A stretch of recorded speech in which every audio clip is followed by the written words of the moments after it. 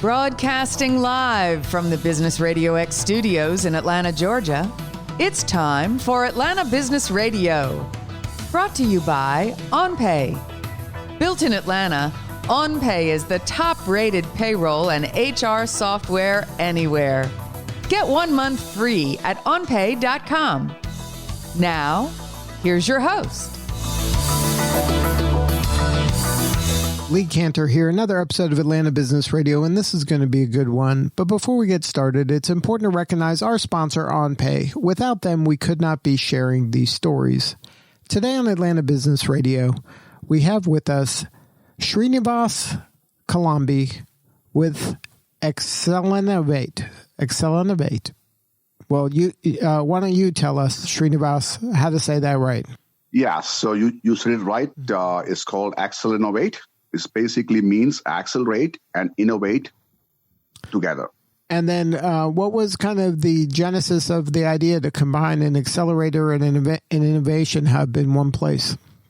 Right. So there are so many accelerators in the market, and Keydabra, in fact, is going through one of them right now. It's called Capital Innovators in St. Louis, and where they have an agenda of basically taking a company through 10, 12 weeks of intensive discussions and tutoring. That's great, but what I found is that while we're doing that, nothing much happens in the company, and the founders or the people are tied up in talking, listening, and interacting. But the innovation part, which is the key for any tech startup, is virtually comes to a halt without the founders, without the brains behind it. So that was the genesis. I thought, you know what? If you can't have one or the other, you need both. And if there is a way to accelerate while innovating or innovate while accelerating, that's the best form. And that's how it began about a month and a half ago. It's just been a very short time. And happy to say that we've had about 6 companies join the accelerator. And that's where we are today. So now, why do you think that there's been a gap in the innovation during these times when people were accelerating? You would have thought that there would be some innovation happening, but do the people think that their ideas already baked? They don't have to innovate at that stage? I mean, I can't really say for everybody, but for whatever I have seen so far, my feeling is that the accelerators focus so much on information, I would say transfer or sharing or interaction, that virtually it leaves nothing much, no time for anything else. So you basically are doing like a crash course of a Ph.D. in 4 months. So I'm a Ph.D. myself. It takes 3 to 4 years. Imagine if you do that in 3 to 4 months. You're virtually like left with nothing else to do except for doing homework after homework or call after call and video after video. So basically you're completely drained out, or you're come to a point where it can't go on. And end of 4 months or 5 months or 3 months, you're virtually the technology or the innovation is more or less the same stage where it was before. Yes, you got a lot of information during the 3 or 4 months, but the innovation stopped or did not progress at least. So the idea of Accelinnovate is to see if there is a way to do both without one sacrificing the other. Now, have you developed a methodology that allows them both to happen in concert? Yes, sir. We have. And it's well, I can't say it's time tested. It's just only 1.5 months, but so far it's been good. The methodology basically is that your acceleration. You have 2 sets of paths. One is which is what acceleration is supposed to be for raising funding, the next round of funding, and the next round of say customers, which is what Keydabra is right now doing. But we also have a parallel track on technology development and innovation at the root level. So it's a 2-track approach as opposed to a unit-track approach. And then they're happening simultaneously, or is one thing kind of leading the other? No, they're happening simultaneously. It's 2 completely parallel tracks. We try to keep them separate, at least for the first initial 1.5 to 2 months, and then we bring them together. That's how it happens. Is that you bring them together, you basically see how, for example, the left side and the right side, how did they compare? And then you bring them together and make them do one path towards the end, the last few weeks. Now, is this something that the entire founding team is now part of, or is this kind of one person's in charge of acceleration, one person? I think initially it is two people. So it's basically one person in charge of acceleration and one person in charge of innovation. And typically you have a CEO and a CTO. And then later on, the two of them are completely in parallel. And then later on, the two join together to become one common output or end goal. Now, is that a challenge for some founding teams to be able to kind of separate themselves like that at this early stage? Well, not so far. I mean, most tech companies have a CTO for sure, and they also have another founding partner who could be called a CEO. So far, and we only accept those who really have that distinction. So because we don't want to compromise on the basic ethos of Accelerate, we just really have to have an innovation track and an acceleration track. So I think that's how we see it. So far, no. But I can't say for everybody on the planet. Now, is this something where a non-technical founder can participate, or do both founders have to be technical in this model? No, absolutely not. So one has to be technical, for sure, but the other person can be absolutely non-technical. So we, in fact, prefer to have one technical and one non-technical rather than two technical. We actually prefer it that way.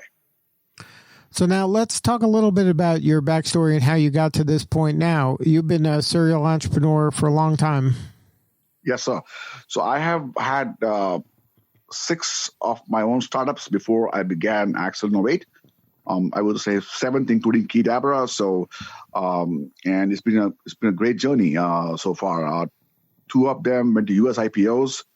2 or 3 of them got M&As or PE exits. So yeah, it's been reasonably good. I mean, absolutely, yes, sir. So now, as a young man, were you always kind of on this entrepreneurial track, or did you have dreams of working? No, I think that was absolutely my only goal. So I mean, I think I had shared an article. So recently, Journal of STEM, which you know is International Journal of STEM, actually asked me. I'm the second invited speaker or author for them in the last 20 years. And they asked me to write my entrepreneurial journey with a message for all aspiring entrepreneurships, because I want to enable people to become job creators rather than job seekers, especially in the post-COVID world where we have so many things going wrong. And so they asked me to write an article. It just got published. I think I've shared with the radio last week. But the answer is that right from the days in IIT, I'm doing a bachelor's in chemical engineering. My goal was to be an entrepreneur. In between, I have done corporate. I have been CEOs of public companies in India and here.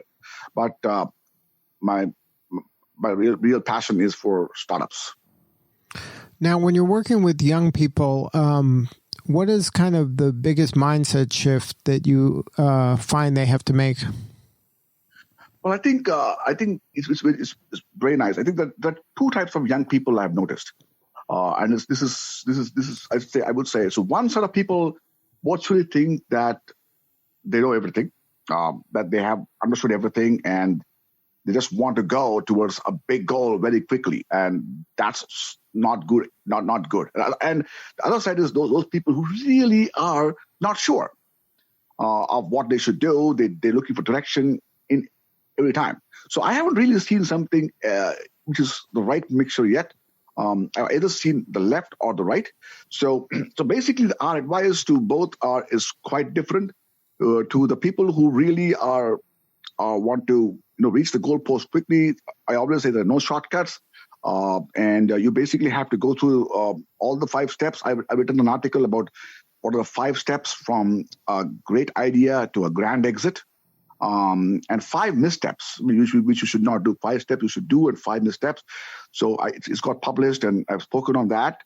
And I keep saying that you should follow that, because you got to have a great idea, a good team, good funding, a growth story, and then only you get an exit. You can't race to an exit skipping all the first 4. And to people on the right side who are were possibly a little diffident or not 100% sure, the answer is that there are always people and mentors available to help. So what I did is that the last few months is I have created a science and technology forum, a business forum on WhatsApp and LinkedIn. It's called SAB, where I've assembled about 175 people, experts in different disciplines from all over the world. Some PhDs, some probably from attorneys to some financiers to angel investors to AI, blockchain, to scientific people from sustainability, climate change, biotech, nanotechnology, all of them in one ecosystem, where the goal is to mentor young startups and collaborate and enable them to become great companies, job creators. And that's an ecosystem I've created. It's completely free of charge to join. And we basically, our goal is to help people who want to build new startups in technology. That's the goal of this. So Excel Innovate is a for-profit, but SAB is completely non-profit, and those two are separate, but they have you can say, an umbilical cord connecting them, but otherwise they're separate. Now, in your work in Georgia, how do you find Georgia to be as a state when it comes to supporting kind of startups and this new technology and sustainability and things like that? Yeah, so I would say I have a mixed feeling. I think to live and work in Georgia is a great place, but the ecosystem here is probably not to the level it should be with the level of talent you have and the corporate 500 companies you have here. All S&P 500 great companies you have here at Georgia Tech and all that. The level of it should be compared to, for example, Silicon Valley or Boston or Chicago or New York. I really feel Atlanta has a long way to go, and Georgia also. Now, all my companies, all my funding, all my companies were stationed in Georgia, but they received all the funding from Bay Area or from Boston. So that's an example. I never received any money from VC funding or even angel funding from here.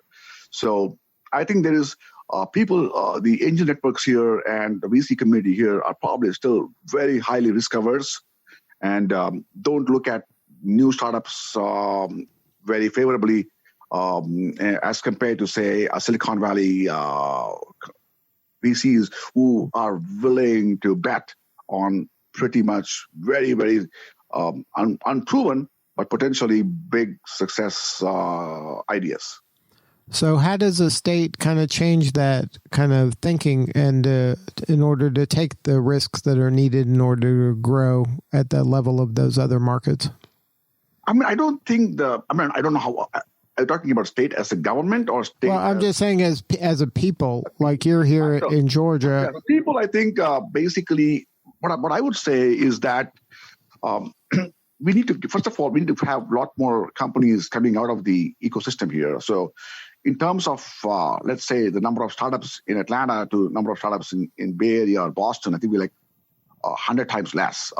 I'm talking about really quality startups. So as more startups come, you get more people to really fund. Point number two, I think, is that the corporates will have to step up with their own venture funds. I mean, they'll have to. I mean, you have virtually every single Bay Area, from Google to Amazon to Oracle, all have their venture arms, and they're very actively investing. At least I haven't come across active investments from S&P 500 companies here, who are headquartered here or the major operations here. So they can make a big difference. They can create venture arms and they can support the ecosystem here by actually collaborating with companies, those who benefit their products and those who don't also. So that's one part of it. The second part of it, once they do that, it'll draw a lot of the private VCs to come in also and set up shops here. I think that's a big difference is the lack of participation from the big companies here in venture investing, especially for very early stage startups. Which is ironic where there's so many Fortune 500 companies here. Right. And that's what I can't understand. Why? What exactly is stopping them from doing that? I mean, there's so many of them. I don't want to take names. We all know who they are. And if they have one, they're not as conspicuous as they should be. They're not everywhere. If you, for example, you look at LinkedIn, you will see a note from Google Ventures or Applied Materials Ventures in material science virtually every day. I mean, you see something or the other, DuPont, or even, for example, like Delaware industrial setup. I see a setup. I see, for example, a post on my LinkedIn. Nearly every week, one company has done a Series C or a Series D, and one company a month has filed for an IPO. That's incredible. You're talking about biotech companies, pharma companies filing $150, $200 million IPOs. So, for example, why are there no snowflakes coming out of Georgia?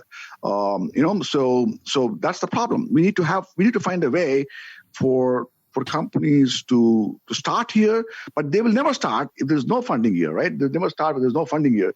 So if these big corporations can step up and actually actively participate, mentor, invest, and incubate startups, and then assimilate them in their systems, acquire them or partner them, especially if the products or the technologies are basically of similar, then that's the way. I haven't seen that. I've been living in Atlanta since '96, and so 24 years. And 24 years, I haven't seen. So I'll be honest to you, I'll be the happiest person if this happens. Well, what they say as an entrepreneur, there's an opportunity here to somebody to spearhead this and to get all these corporates to invest in this. And one of the things which I'm trying to do very soon is to launch some sort of a fund in the direction and approach all these corporates and say, hey, if you cannot do, can you help us do it through us? We want to create a $100 million fund next year and go to the big corporates and ask them either you have your checks through us or indirectly, but let's do it. I mean, it's time we change this record here because it's pretty dismal. I mean, I don't know when was the last company which went public from Atlanta. I don't know. Even my companies which went public in '96 and '98, they actually went to Boston area and New York. So really, I haven't seen that many, and we need to get that off because otherwise. We will just be a service state where we just service, other corporations, and there will be no growth story in Georgia, which is unfortunate. Right. A lot of talent is here. That's unfortunate. Right. Well, it seems like we have the elements to be successful, but it's almost a conscious choice that they're not willing to put their money where at least what they say out loud, that where their heart is in terms of kind of growing the region. Absolutely. Like, for example, I mean, let's look at this. For example, post-COVID, one thing which has changed completely is retail and people and entertainment, travel. All of them are changed forever, right? I mean, at least for the immediate future. So a lot of business is going towards e-commerce. That's what Keydabra is all about, going to helping e-commerce companies. So which means the e-commerce parts of the Home Depots and the rest can actually benefit by partnering or tying up with companies like Keydabra and others. Because what Keydabra does is basically takes e-commerce companies and improves the conversions, number of people buying over number of people visiting by 3x to 10x using AI. So which e-commerce company would not like that, to see their revenues growing 3x or even 50%, right? Everybody wants that. So the question is, but it won't become a reality unless the local companies step up and say, you know what, we love this technology, we want to be part of it, we want to push it. That's exactly how the companies in the Bay Area do. Like for example, companies like Google and Amazon, they never forget that they were a startup 20 years back. So that's that, and they were a startup too. So we have to get that sort of, I would say, practice and thinking here. Right. I think part inherent in the problem in Georgia investing community is that a lot of them started out with a real estate background, and that has a different kind of mindset when it comes to making these investments. They like sure things that I can hold on the land and that'll someday pay off. And that it's a different type of mindset to invest in startups. We need people. I mean, I've had my companies in the past. I've had people from the Gates Foundation. I've had the top VCs like Kleiner Perkins, Bill Joy, the founder of Sun, John Dover. I've had VC firms in Boston and all invest in me, and virtually every one of them have been fellow entrepreneurs in the tech space. So, and they've all had big exits. So you're absolutely right. So their mindset is that no risk, no reward. You have to have big risks to get big rewards. While here is everything is like, okay, so how many customers you have? 10. Okay, so come back to me when you have 20. Right. That's more than that. So when I have 20, I don't want to come back to you. Why do I need you? I don't need you anymore. That's so true. Now, are you actively looking for more firms to be part of the Excel Innovate? Oh, absolutely. And we have a funding relationships also. So we are very actively seeking in the technology space, AI, blockchain, sustainability. Yes, we are. And I myself, I'm a fellow serial entrepreneur. I have over 25 patents. I'm a Ph.D. and a CFA. So I'm both an engineer and a finance person in one. And we have a good team, and we are very actively looking. But the most important thing is that we believe that you have to do both in order to, like, for example, none of my 6 companies went through any accelerator. All my companies were funded and exited. I never felt the need for an accelerator, but I always felt the need for innovation. So you cannot sacrifice innovation. You can sacrifice acceleration, but if you sacrifice innovation, that's the end of your company. So that's the message which we want to give, is that in the quest for speed, don't lose the quest for quality and for improvement. And otherwise you'll be fast with nothing, Right. Or you'll say fast and furious, but furious because you left innovation behind. Right. So the innovation has to be more the true north. It can't just be speed for the sake of speed. Yes. So absolute innovation. The one big thing of innovation is people always say, think out of the box. The way I say is, why even have a box? You should not even have a box, so think out of the box. So the innovation has to be like a blue sky thinking, at least at thinking level. Once you think blue sky, that's when you can get some great ideas and drill it down to 1 or 2 which you can execute. But if you don't even think like that, then you will never come up with anything great. Right. Well, if somebody wanted to learn more about your startup Keydabra, what's the website for them? Yeah, so that's keydabra.com, KEYDABRA.com. And then the Excel Innovator. Yes, that's basically we'll be launching a website soon, but we have a LinkedIn page, and we also have you can reach me through my 2 emails I gave you in the beginning. My Dilato2000@yahoo.com or sk@keydabra.com. They can, and we'll be happy to guide them, mentor them, and see them that are funded.